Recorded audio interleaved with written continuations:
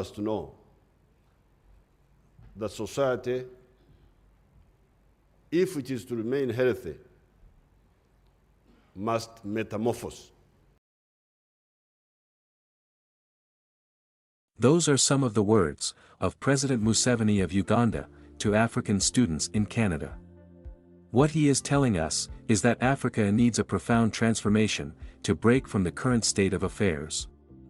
The question is whether he is correct, considering Africa's historical dependence on Western aid, instead of adopting sustainable development practices. Let's listen to this interesting speech. There is a process in biology. It is called metamorphosis.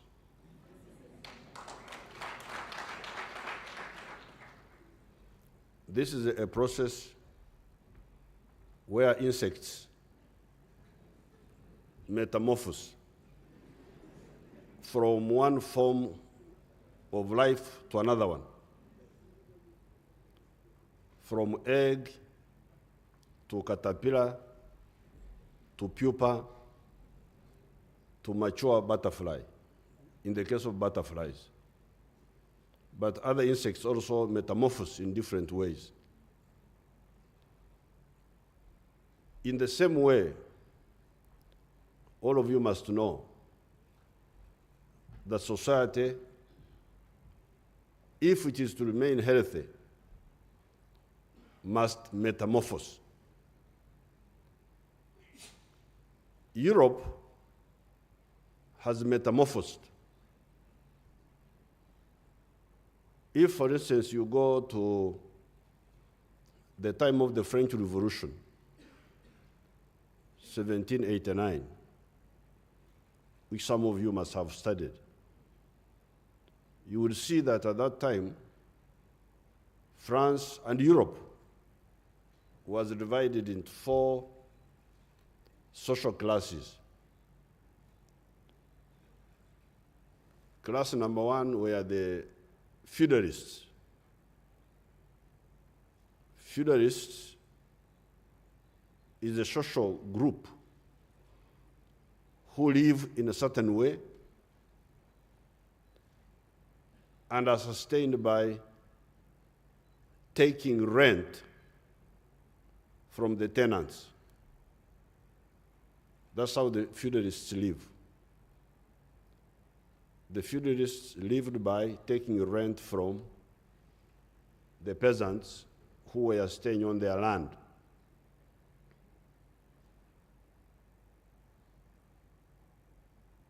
Then the second group were, in the French language, they were calling them the bourgeoisie, or the middle class. Now, the middle class were living on different diet. They were being sustained by profit. Profit is the difference between the cost of a product, what it takes you to produce a product, and the price at which you sell that product.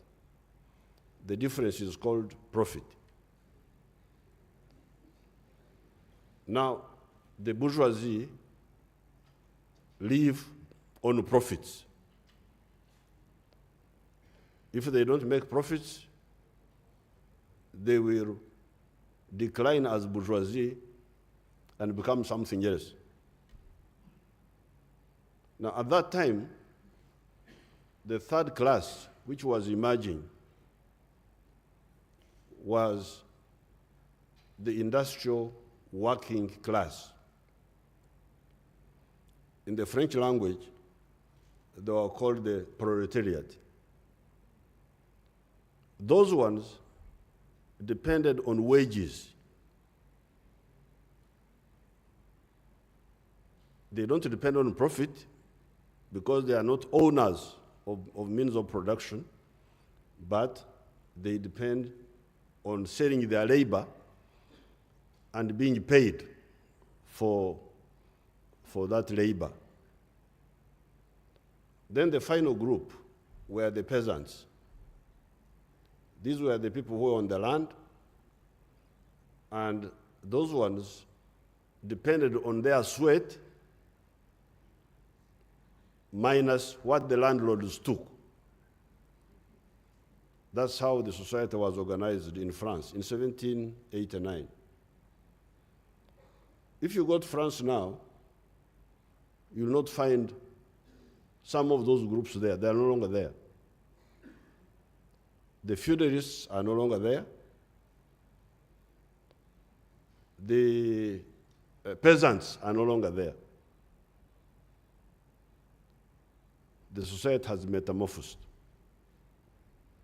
The French society is now comprised of the middle class and the skilled working class.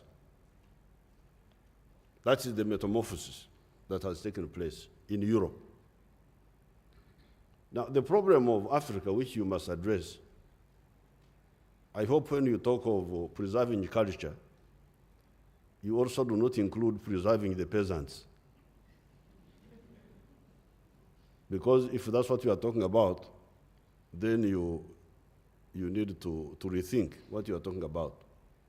So therefore, the society must metamorphose. But what the minister was saying, the process of metamorphosis must be done independently, not depending on exactly how the other one did it. You must not do it in the same way. No. The metamorphosis must be there, but it should be done independently according to the concrete conditions of each society. But the metamorphosis must be there. Because sometimes there's confusion on that. Some people think that preserving means preserving underdevelopment. No, the society must change so that we have a new modern structure of society. Now, coming back to the strategic bottlenecks, the first one, which I pointed out in this booklet, was ideological disorientation. In your presentation of yesterday by Ms. Mazimpaka, you pointed out that there should be a generational partnership. That's ordinary common sense. That the old must cooperate with the young and the young must cooperate with the old. And you have avoided what I've been observing in some of the meetings in the African Union. Some of the youth have been confusing biology with ideology.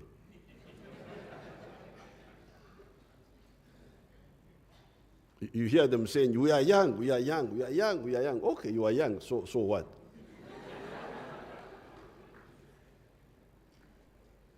You may be young biologically, but old ideologically.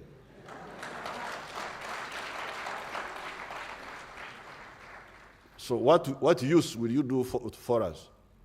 Because you can have a young person with archaic ideas,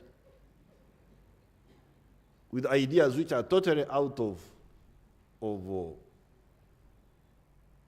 fashion. So it's not, yes, the biology is there, because of course you have got longer time to stay here on earth.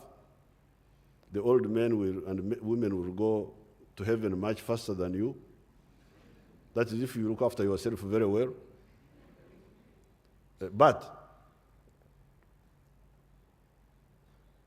the ideas are ideas. If you have got wrong ideas, whether you are young or old, they are wrong ideas. If you have got right ideas, it doesn't matter whether you are young or old, they are useful ideas. Now, the minister from Brazzaville talked of the chaos in some parts of the continent. The wars, the terrorism. Wars are divided in two categories. Some wars are described as just wars. You cannot stand and say all wars are bad. No, some of the wars are just wars. They are justified. Like the anti-colonial wars. These were justified wars. We had no alternative but to fight. Because the Europeans had come here and colonized us. And they colonized us because of our internal weaknesses. That's also another topic for another day. They were able to conquer us because of our internal weaknesses.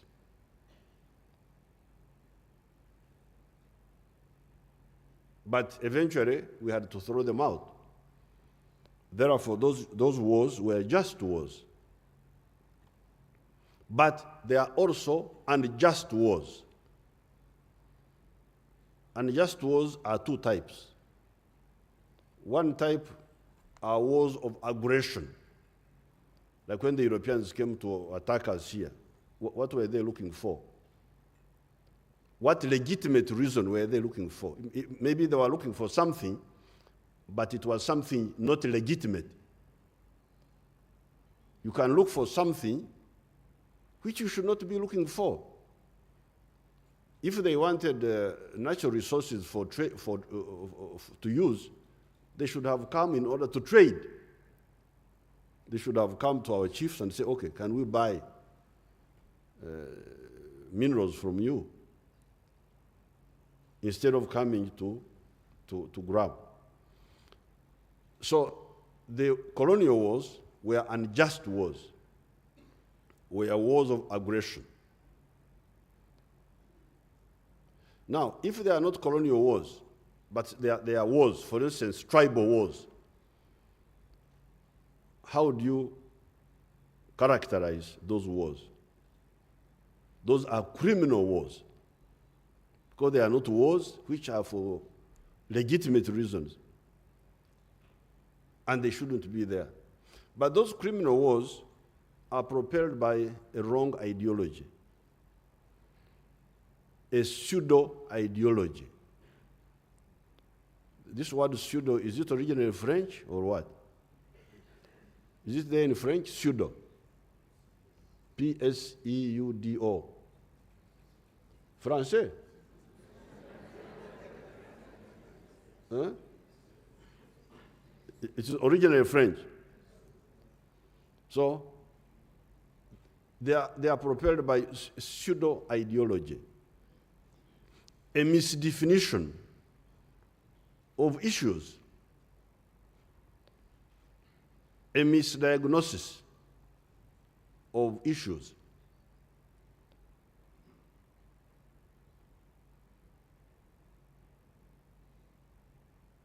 How is one tribe in conflict with another tribe? If you study carefully, even before colonialism, the African tribes were, you find normally they specialize. Like here in this part of Africa, the tribes which are living in the forest, like the Congo forest, they would specialize in certain activities. Like the ones in Congo would specialize in copper products.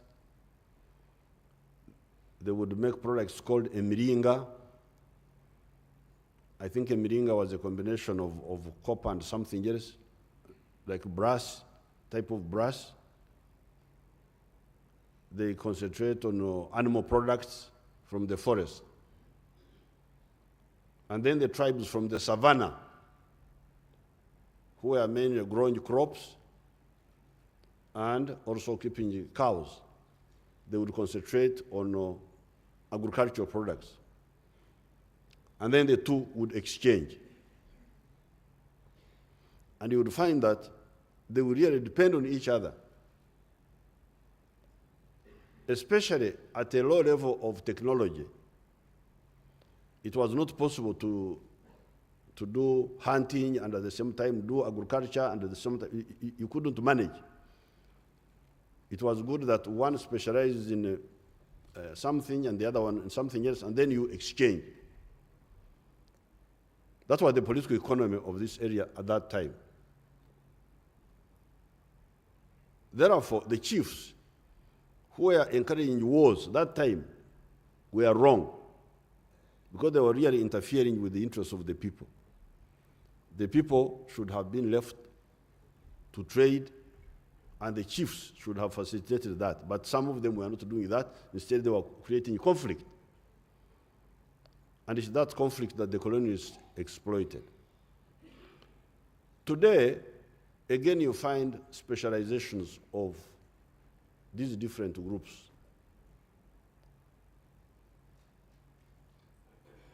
Like my tribe in Uganda, they are mainly cattle keepers. They also grow crops like coffee, tea, bananas, and so on. Now you find that all the people in the area are doing the same activities. I keep cows, my neighbor keeps cows. I grow coffee, my neighbor grows coffee. I grow bananas, my neighbor grows bananas. Now, my neighbor cannot buy from me because I've got similar products, and I cannot buy from him. So we are stuck. If you leave us alone, we shall die of poverty. So, who helps us? The people of Kampala. They're the ones who buy our milk, who buy our beef, who buy, they don't buy much coffee. The coffee is bought by the international community, we export it. Now, if somebody comes and says, and tries to organize us to form a tribe organization, we form our tribe organization. Whose interest is he serving? Is he serving our interests? Because if we listen to him, we shall be acting against our own interests. Because our interests are that people from my region work with the people of Uganda to sell their products. Not only work with the people of Kampala, but also work with the people in Kigali. Because if you come to Kigali here, you will find products from Uganda here. Bananas and so on. South Sudan, Kenya, Tanzania, Eastern Congo. Now, those people who promote sectarianism, in whose interests are they doing it? Is it in the interest of the people, or is it in their own interest? So this is problem number one. And many of those wars you are talking about, part of the paralysis, part of the chaos is caused by this misdefinition of people's interests. Now, another strategic bottleneck, which we identified in this booklet, is the human resource development, education, and skills. This was part of the problem in the past. Our people were not educated during the colonial times. But now, African governments have paid more attention to education. The only question is, what type of education?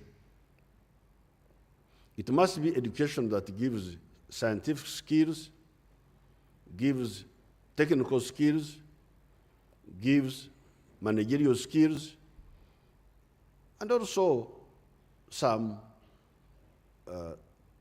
skills of understanding society, like social sciences. But the question is the proportion. If you have got too many people who just know when Napoleon invaded Russia, and there are too many of those, that will not help us to develop our country. Yes, we should have a few historians who know when Napoleon invaded Russia and how he failed and where he stood and what he said. But we should have more people who know about science, about skills, about management skills. That has been another bottleneck. But fortunately, many African governments are now addressing that. Two more of the 10 bottlenecks which I would like to talk about now. Number one is what you touched on, the market. I've also touched on it already when I was talking about point number one. Our economies cannot grow, our businesses cannot grow if we do not have sufficiently big markets to buy what is produced in the factories. Therefore, our leaders were right from 1980 when they met in, I think it was Lagos, the Lagos Plan of Action, where they said we must integrate the African markets. That's how we formed these COMESA, ECOWAS, the market of Central Africa, and so on, and SADC later on. Now, that's very crucial. Because if we do not have a sufficiently big market, we cannot sell sufficiently, our enterprises cannot sell sufficiently, and if they don't sell sufficiently, they will not make profit, they will not expand, they will not create jobs. That employment you are talking about, the youth employment, must be linked with the expansion of the enterprises so that they can be able to create jobs. Yes, there is some unemployment in Europe, but our unemployment is more massive because even the ones who think they are employed, many of them are in what we call disguised unemployment.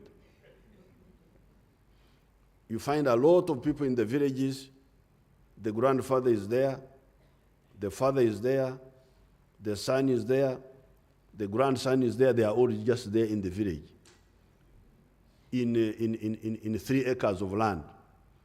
And yet, those 3 acres just need 2 people to work on them. So the other 50 are redundant. This is what we mean by underdevelopment. Underdevelopment means underutilization of resources. If you have got 200 people in 1 acre, they are not fully utilized. We should leave a few people here to work these 3 acres, then the rest can go and do something else that will create more wealth. And remember, wealth is also measured. Like the same way as we measure weight, wealth is also measured. And we measure it by the measurement of GDP, gross domestic product, or GNP. If you look at the GDP of the African countries, they are small. Many of them are small. I think the biggest now they say is Nigeria. They have recalibrated and said Nigeria is now $500 billion. But a small country like South Korea is $1 trillion size of GDP. So the GDPs of the African economies countries are small because the factors of production are not fully utilized. The human resource is underutilized, the land for agriculture is underutilized, the minerals are underutilized, everything is producing below capacity. That's what we mean by underutilization. And that's why, therefore, you have got this social disequilibria so many people without full-time work. That's why you can find in the villages in Uganda, somebody can just come and he comes to visit. What have you come to say? I've come to see you. And just sits there for 3 weeks, eating, sleeping, because he has nothing. He's unemployed, and meanwhile he's eating. He's eating.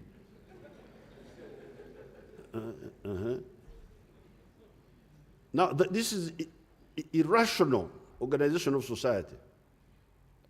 Development, among other things, involves rationalization of the way society is organized.